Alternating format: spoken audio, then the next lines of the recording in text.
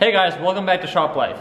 Today we're going to be working on a 2006 BMW 550i. Basically the car came in with a misfire happening on the driver's side. The codes that I pulled were for cylinder 5, 6, 7, and 8, which that's pretty unlikely because the car was actually running pretty smooth. So we narrowed it down to cylinder 5.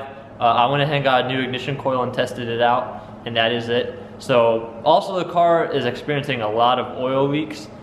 Pretty much they're for the valve cover gaskets. Since it's an 8-cylinder, there's one on each side. So we're gonna go ahead and replace the valve cover gaskets today. Pretty much we're gonna take apart most of the engine bay to get to the valve covers. So I'll go ahead and show you guys how to do that. All right, first things first, go ahead and disconnect the negative terminal off the battery. All right, so first we're gonna start off by taking off all of the engine covers.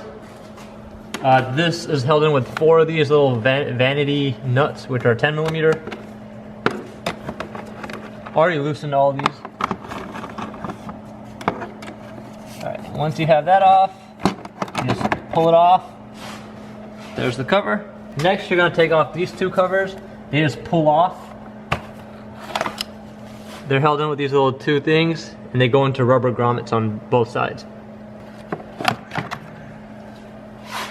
Take off the airbox.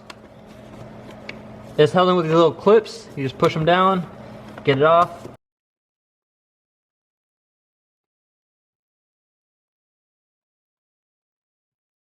And then next, what you're gonna do before you remove the top part, you're gonna have to unhook the mass airflow sensor. There's just a little tab, you push that, pull it off. Yours might have a cover on it, and if it has covers on it, there's gonna be 3 clips. Well, there's gonna be 4, 2 on each side. Just pop those clips off first. That'll release the cover off of this connector. Then you just push that thing in and take it out. And then you're gonna also have to loosen up this hose clamp right here with just a flathead, and then you're ready to pull it off. Next, you're going to take off the bottom portion of the airbox. It's held in with 3 T30 screws. One right here. I've already loosened these as well. One right here. And one all the way in the corner back here. And then what you're going to do is you're going to pull it straight up. Just be careful of any wires. There's that.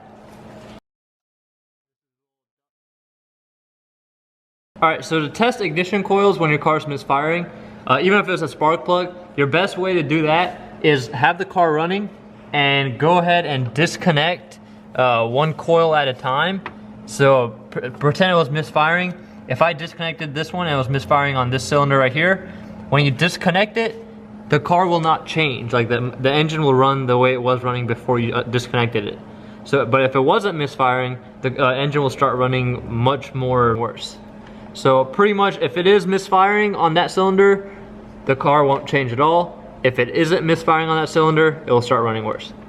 So yeah, that's the best way to diagnose ignition coils, and even if it was just a spark plug. The easiest way to fix the misfires, if you don't know what you're doing, like if you don't know exactly what's wrong, spark plugs, if you haven't done them recently, just go ahead and do them. They're probably the cheapest ways to start diagnosing a misfire. And I mean, first things first, always go get your codes read, because usually that will pinpoint you to a cylinder. On this particular case, it was the whole driver bank. Even after erasing, they kept coming back. So that's what we did. So what we're gonna do now is we're gonna go ahead and get the valve covers off. In order to do that, first things first, we're gonna go ahead and remove the ignition coils. So this right here, on these cars, the ignition coils are held in with just these little clips. There's 1 clip for both cylinders. They are some very small e-torques. So you're gonna need a female Torx socket to remove them. If you don't have a female Torx socket, you could use a 3/16 socket, and it should usually take them off without messing them up. As you can see, someone's already removed these before. It's loosened because I loosened it, but before it was already removed, which is why it's a little stripped. But a 3/16 fits on there just perfect. And there's one more in the back. So for the ignition coils, you just pull them out.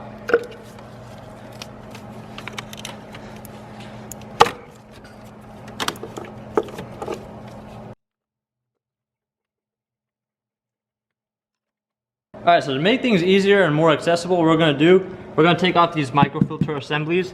Pretty much they're a clip, like I'll show you on the other side. There's a little metal clip kind of thing. So you just pop it off. So you're gonna take off this 13mm plastic screw right here.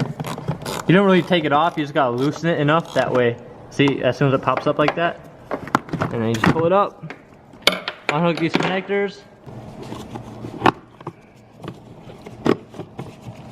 and you just pull it off.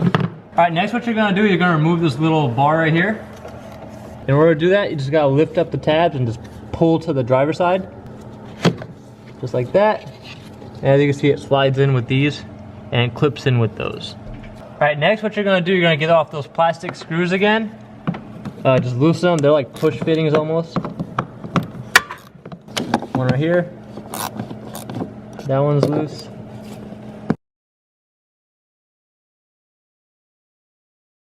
And then the next thing you're gonna remove is this torque screw right here. The torque screw is a T25.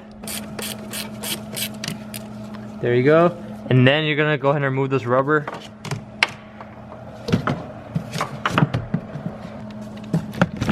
And then it just pulls off.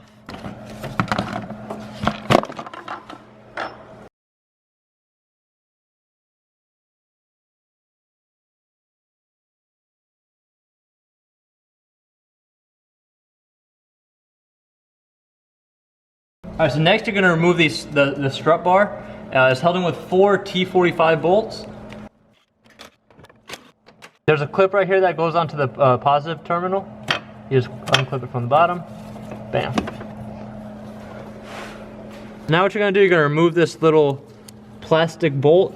That way you can remove this little cover for the positive terminal, and it'll make it easier to get out that last ignition coil. There's that little plastic. There we go.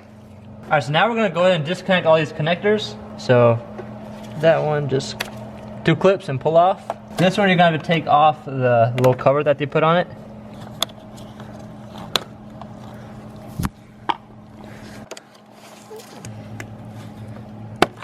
You just pull it off, and then you have 2 more down here. Alright, so on this side, there's a little tab right here where my finger's at. Just pry that tab up just a little bit with the flathead, and then you can go ahead and pull that connector out, just like that. Now you can see all these connectors are coated with oil. And then there's one more down here, which you probably can't see, but it's all the way near the ignition coil where it was. And that one is the same as this one right here. We're gonna get off these ground straps. They're held in with T25 bolts.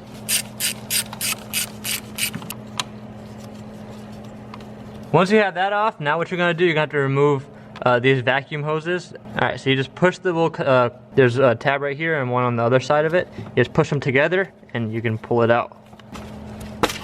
Just like that. One on right in the middle. And then one on this side. And there you have it. Go ahead and lift up this wire. There we go. And then this is just held in with tabs. You just lift it up off of the tab. This thing. There's that. And these wires, get them off of this clip. And this clip. Final thing that we have to remove is this, the fuel line. So what we could do is just get this clip off right here. Push it together. Alright, so now we're going to take off the fuel rail. Pretty much the main reason we're taking the fuel rail off, it will give us a lot more access to remove the valve cover from the engine.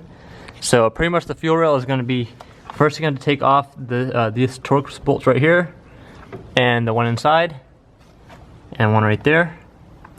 Once you have those off, then we're going to go ahead and take off this the harness. And then what we're going to do is we're going to unhook we're going to have to unbolt the bolts from inside underneath here. They should be hex bolts. There should be 2 of those. And once you do that, we can gently pry it up and get the whole fuel rail off. And we're just going to put it to the side, and we could remove the rest of the valve cover. Alright, so to make it easier to remove the fuel rail, what you're going to do is on the harness, I'll tell you guys to unhook. This connector goes onto the side right here. And this one right here, pull that one off as well. Alright, once you have those off, then you're going to remove these 2 bolts. from the fuel rail. They bolt in right here and right there. And once you do that, then you're just gonna lift up the fuel rail. You just lift it up. Just pull it up gently on both sides and it'll just lift right off. And once you do that, just go ahead and put it to the side right here. All right, so once you have that fuel line off, there should be nothing else connected directly to the valve cover or holding it back.